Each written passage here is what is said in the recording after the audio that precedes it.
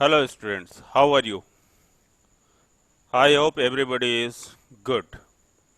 Students आज हम लोग बात करेंगे force and Newton's law of motion class ninth की चैप्टर नाइन्थ का एक्सरसाइज और उसका सॉल्यूशन। मेरे कुछ स्टूडेंट्स के कमेंट्स आए थे जिसमें उन्होंने ये कहा था कि force and Newton's law of motion के एक्सरसाइज के बारे में सर आप वीडियो बनाइए। गोविंद जी नाम है उनका, गोविंद प्रसाद। आज मैं आप लोगों के लिए एक बहुत ही बेहतरीन सेशन लेकर आया हूं स्टूडेंट्स। यदि आपको अच्छा लगेगा तो आप कमेंट्स जरूर करिएगा और मुझे बताइएगा कि मुझे और क्या अच्छा देना चाहिए। दोस्तों आइए अब हम लोग स्टार्ट करते हैं force and Newton's law of motion के फर्स्ट एक्सरसाइज की। टेक्स्ट बुक्स के NCERT text books class 9 science का पेज नंबर 118 का पहला क्वेश्चन है students, which of the following has more inertia. आप सबको ये दिख रहा है, ये रबर बॉल है, ये स्टोन है। चलिए देखते हैं। इसमें पूछा गया है अ rubber ball and a stone of the same size. अगर आपका रबर बॉल और स्टोन दोनों सेम साइज का है तो मोर इनर्शिया किसका होगा? Which of the following has the more inertia. Students हम सबको ये पता है मास of the stone is more, तो जिसका मास ज्यादा होता है उसका इनर्शिया भी ज्यादा होता है। तो मास of the stone is more than the mass of rubber ball. यदि कंपेयर करें तो किसका मास ज्यादा है? स्टोन का मास ज्यादा है, तो इनर्शिया किसका ज्यादा होगा? Inertia of the stone is greater than that of rubber ball. तो स्टूडेंट्स इसलिए इनर्शिया किसका ज्यादा हो रहा है?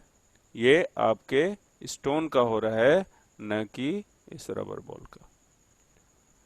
तो आपको पता चल ही गया होगा, क्योंकि मास of the stone is more than the mass of rubber ball, यही कारण है कि inertia of the stone is greater than that of rubber ball. Students यहां पर एक और क्वेश्चन पेज नंबर 118 में, जो कि एनसीईआरटी टेक्स्ट बुक्स का है। इसी क्वेश्चन का बी पार्ट है students, a bicycle and a train.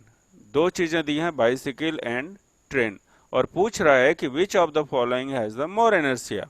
अब आपको तो पता चल ही गया होगा, तो आप जल्दी जल्दी से अपने आंसर्स को कमेंट बॉक्स में लिख दीजिए। चलिए स्टूडेंट्स अब मैं आपको बताता हूं कि सही आंसर क्या है। तो मास of the train is more. अब मास ऑफ द ट्रेन ज्यादा है, किससे? मास ऑफ बाइसिकल से। तो इनर्शिया ऑफ द ट्रेन क्या होगा स्टूडेंट्स? ये इनर्शिया ऑफ ट्रेन ग्रेटर होगा। इनर्शिया ऑफ द ट्रेन क्या होगा? ग्रेटर होगा, और बाइसिकल का कम होगा। अब तो आपको कॉन्सेप्ट क्लियर ही हो गया होगा स्टूडेंट्स। अब हम लोग चलते हैं इसके थर्ड पार्ट पे। उसमें इन्होंने ये पूछा है पेज नंबर 118 का सी क्वेश्चन। उसमें इन्होंने पूछा है कि which of the following has more inertia. अब इसमें इन्होंने ये पूछा कि 5 रुपीज का कॉइन या 1 रुपीज का कॉइन। आप सबको पता है, जल्दी जल्दी बता दीजिए स्टूडेंट्स, और लिख दीजिए अपने कमेंट्स बॉक्स में आपके आंसर। बहुत अच्छे। अब हम आपको बताते हैं कि जो यहाँ पर mass of the 5 rupees coins है वो मोर है than that of the 1 rupees coin. क्यों ज्यादा है? क्योंकि inertia of the 5 rupees coin is greater than that of 1 rupees coin. तो इसमें आपका बहुत दिख तो रहा है दोनों बराबर, लेकिन वेट किसका ज्यादा है, मास किसका ज्यादा है?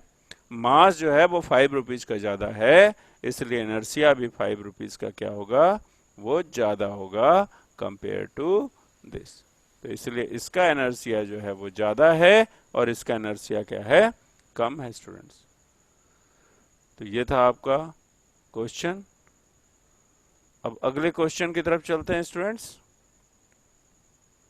इस क्वेश्चन में इन्होंने ये पूछा है, उसी पेज में है 118 पेज में, दूसरा question, in the following example try to identify the number of times the velocity of ball change. अब इसमें देखिए क्या हो रहा है, a footballer players kicks a football to another player, मतलब एक फुटबॉल प्लेयर क्या कर रहा है, फुटबॉल को किक कर रहा है और अपने दोस्त को दे रहा है, ऑफ हिज टीम। अब क्या कर रहा है, who kick the football towards the goal, अब उसने उसको फिर से किक किया और किधर भेज दिया, गोल की तरफ। And the goalkeeper of the opposite team collect the football. अब यहां पर आप ये देखिए, एक बार क्या हुआ कि ये जो फुटबॉलर है, ये प्लेयर किक किया फुटबॉल को और अपने साथी प्लेयर को दे दिया। अब वो साथी प्लेयर जो है किक किया फुटबॉल को टुवर्ड्स द गोल, और फिर क्या किया, the goalkeeper of the opposite team collect the football and kick it towards a player. अब यहां पे क्या हो रहा है कि एक फुटबॉल प्लेयर जो था वो किक किया फुटबॉल को और अपने साथी दोस्त को जो उसका उसी टीम का था उसको दे दिया। एंड देन अब वो जो उसका सेकेंड प्लेयर था उसी टीम का, उसने किक किया फुटबॉल को towards the goal, and the goalkeeper of the opposite team collect the football. जो गोलकीपर था दूसरे टीम का, उसने क्या किया, उस फुटबॉल को कलेक्ट कर लिया and kick it towards a player, और उसने भी किक कर दिया किधर, towards the player of his own team. अब वो अपने प्लेयर्स को मारता है, ये तो आप जानते हैं। क्वेश्चन में ये पूछ रहा है कि आपको ये भी आइडेंटिफाई करना है कि the agent supplying the force in each case, ठीक है। और यहां पर पूछा है कि कितने number of time of the velocity of ball change हुआ। चलिए स्टूडेंट्स, इस क्वेश्चन को करते हैं। बहुत अच्छा क्वेश्चन है, आप सब कर भी लेंगे। तो ये भी आपके पेज नंबर 118 का क्वेश्चन है। आइए देखते हैं। ये फुटबॉल टीम आप देख रहे हैं, तो ये फुटबॉल टीम, आप इमेजिन करो कि एक मैच चल रहा है और उसमें एक प्लेयर्स ने अपने ही प्लेयर्स को दिया और फिर उसने गोलकीपर को दिया और गोलकीपर ने फिर अपने प्लेयर्स को दिया। तो वेलोसिटी ऑफ फुटबॉल, स्टूडेंट्स, पहला पॉइंट ये कह रहा है, velocity of football change when first player kick the ball towards another player of his team. फिर दूसरे कंडीशन में क्या हो रहा है, इसका मतलब पहले में क्या हो रहा है, velocity of the football change हुआ। कब चेंज हुआ, जब first player kick the ball towards another player of his team, एक बार वेलोसिटी चेंज हुई। दूसरी बार वेलोसिटी कब चेंज हुई, जब another player kick the football towards the goal, मतलब वो प्लेयर जब बॉल को किक किया फिर से गोल की तरफ, तब भी वेलोसिटी ऑफ फुटबॉल चेंज हुई। And velocity of football also change when the goalkeepers of the opposite team stop the football bye collecting it. अब जब गोलकीपर उस बॉल को पकड़ा तब भी वेलोसिटी ऑफ फुटबॉल चेंज हुई, और वेलोसिटी ऑफ फुटबॉल चेंज तब भी हुई जब गोल कीपर ने किक किया अपने प्लेयर्स को देने के लिए। स्टूडेंट्स, यहां पर आपको हम ये बता दें कि कितनी बार वेलोसिटी चेंज हुई, तो वेलोसिटी आपकी चेंज हुई 4 टाइम।